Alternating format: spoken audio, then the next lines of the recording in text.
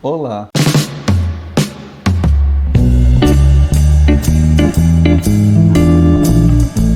Eu gostaria de falar hoje com você, nesse terceiro vídeo, sobre a psicoterapia dos problemas emocionais associados à mediunidade.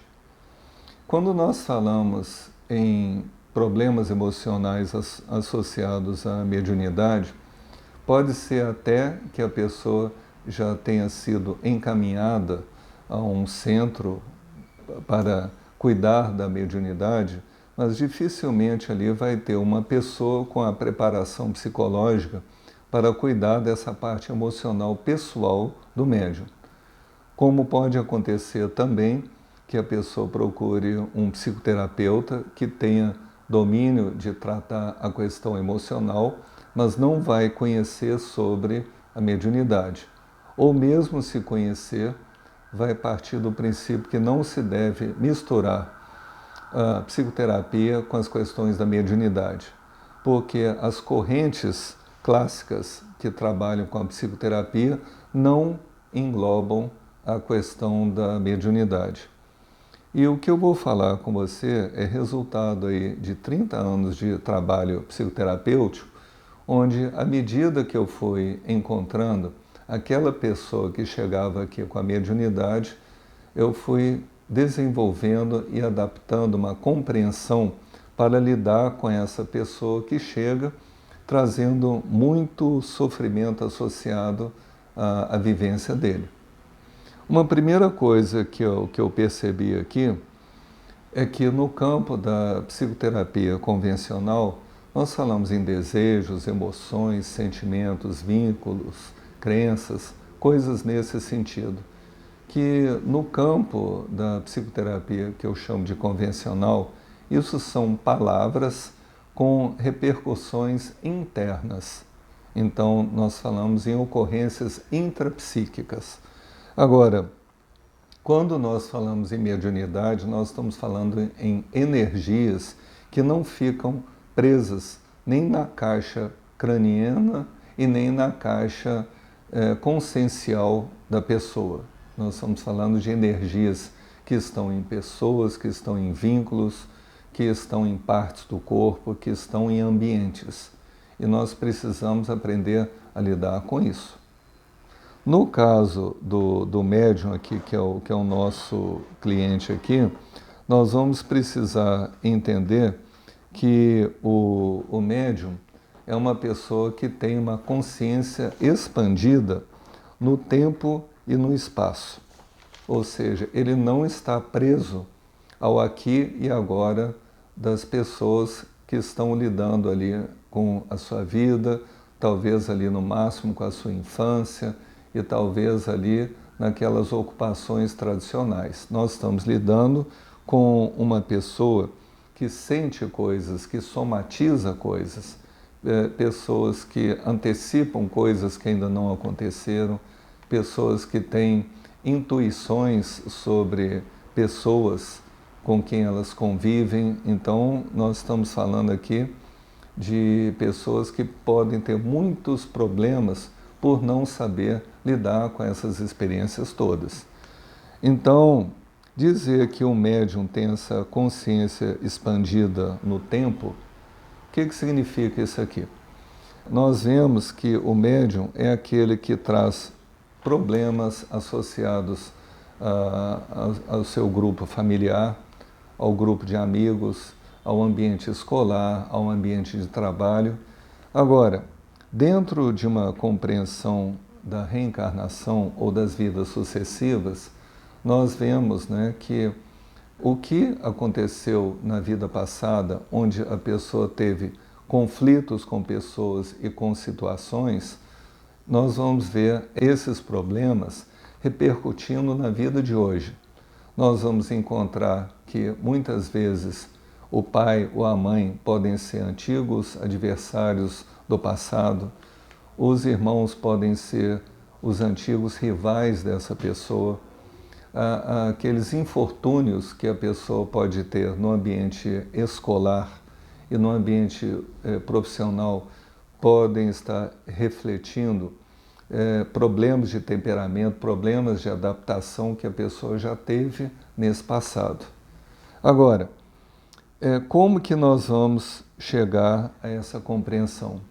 Nós vamos precisar usar aquilo que é chamada terapia de vida passada ou terapia regressiva nesse sentido. Aí a gente pode pensar assim, mas isso não é acadêmico.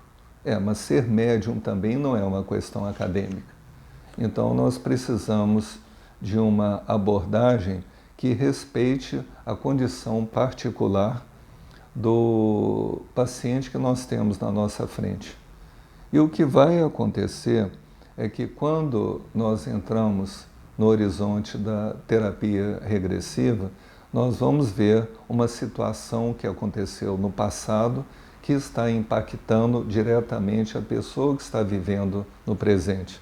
Apenas um caso rápido para nós entendermos isso aqui, para quem não tiver essa experiência. Eu atendi uma mulher que teve um aborto espontâneo e estava sofrendo muito com isso. Nós conseguimos, pela regressão de vida passada, chegar a uma vida anterior a essa, em que ela era uma jovem que se envolveu com um filho de um patrão onde ela trabalhava, isso seria possivelmente uma fazenda, alguma coisa assim. Ela engravidou e ela, desesperada porque não poderia ter um filho desse dono da fazenda, ela tomou um chá abortivo que acabou levando ela à morte com muito sofrimento. E normalmente quando eu encontro uma história onde houve sofrimento, eu sempre remonto a uma vida anterior a essa, onde nós vimos que nessa vida passada ela tinha sido uma mulher que fazia poções para que outras mulheres abortassem. Então, numa sequência temporal, nós vimos uma vida anterior em que ela era uma abortadora, depois uma mulher que sofreu com a morte pessoal por ter sido uma abortadora antes, e nessa vida ela não morreu, mas ela perdeu um bebê. Então nós estamos falando aquilo que no hinduísmo é chamada de lei do karma e no espiritismo é chamada de lei de causa e efeito. Nesse sentido, isso não é uma pregação espírita, isso é uma constatação que nós encontramos quando lidamos com a questão da regressão de memória. E o objetivo de uma regressão da memória é duplo. Nós queremos com isso que a pessoa compreenda a causa e o motivo do sofrimento atual dela e que a pessoa descarregue uma tensão que ficou dentro do sistema psicológico dela, trazendo sofrimento emocional, e muitas vezes essa energia pode estar aprisionada no corpo. Já teve uma outra senhora que eu atendi em outro tempo, que ela relatou uma vida em que ela morreu trespassada por uma espada no peito. E depois ela me relatou que ela deixou de ter dores de coluna quando fazia o trabalho doméstico. Só que ela nunca tinha me falado antes que ela tinha essas dores de coluna.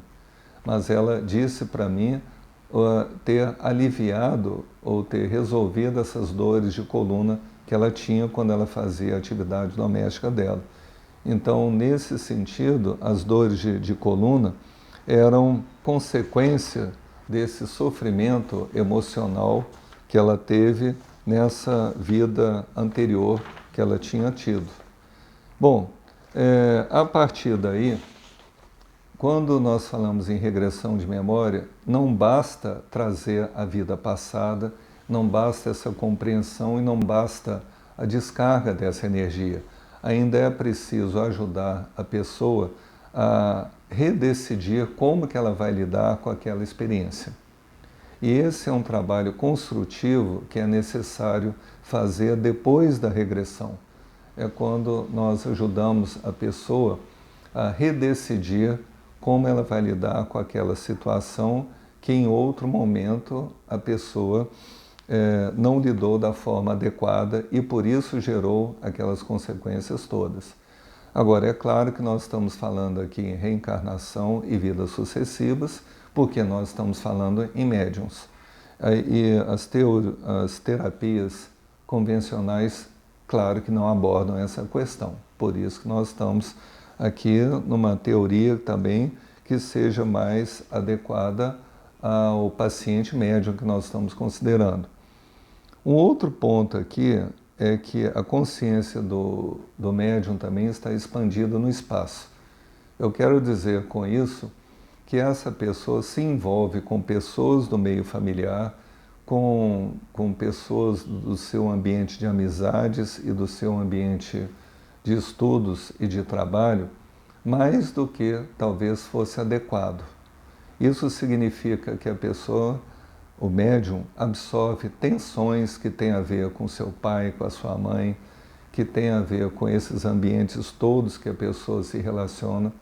É muito comum, quando nós lidamos com relacionamento amoroso, eu constatar aqui, principalmente naqueles relacionamentos que deram errado, o quanto a pessoa reencontra no relacionamento amoroso a reedição de antigas relações que deram errado. Então, por isso que nós vamos ver que, mesmo que nós não trabalhemos no campo da chamada regressão de memória, nós precisamos ajudar a diferenciar a pessoa entre o que ela é e o que os outros são, o que é importante para ela e o que é importante para os outros, porque é muito fácil uma pessoa se confundir a ela mesma em relação aos outros. Então, nesse sentido, trabalhar para desenvolver o que a pessoa é de fato, fortalecer o próprio senso de individualidade, está na linha daquilo que em psicanálise é chamado de resgatar o próprio desejo, está na linha daquilo que a abordagem junguiana chama de individuação. Então, o que vai ser importante é realmente a pessoa partir para descobrir quem ela é, o que ela quer e o que vai ser importante para ela, para não se misturar tanto com os desejos e as críticas de pai e mãe, de irmãos, os descréditos, né, que professores podem ter com ela, as críticas que patrões e colegas de trabalho podem ter em relação a ele ou ela. Então, é como se a pessoa precisasse restringir a compreensão que ela tem dela mesma em relação às pessoas com quem ela convive. Isso é uma coisa importante, porque normalmente o médium é muito dado a se misturar com as pessoas, muito dado a absorver os problemas dos outros como sendo próprios, e muito dado a, por ingenuidade ou por um sentimento amoroso, a descuidar de si mesmo para viver em função dos outros. Então, chamar a atenção para o exercício da própria individualidade vai ser fundamental quando nós formos lidar com o médium. E um terceiro ponto que a gente precisa fazer é ajudar o médium a reconhecer, a identificar e aprender a lidar com os fenômenos da sua mediunidade. E isso vai desde ajudar a pessoa a entender as suas próprias intuições, a entender os seus sonhos, que muitas vezes podem ser premonitórios, a entender como que ele percebe a natureza das pessoas e dos ambientes com quem ele se relaciona. Então, muitas vezes o médium ele desconsidera essas experiências, acha que é coisa da cabeça dele, e isso pode representar recursos que podem ajudá-lo a fazer uso dessa experiência no seu dia a dia.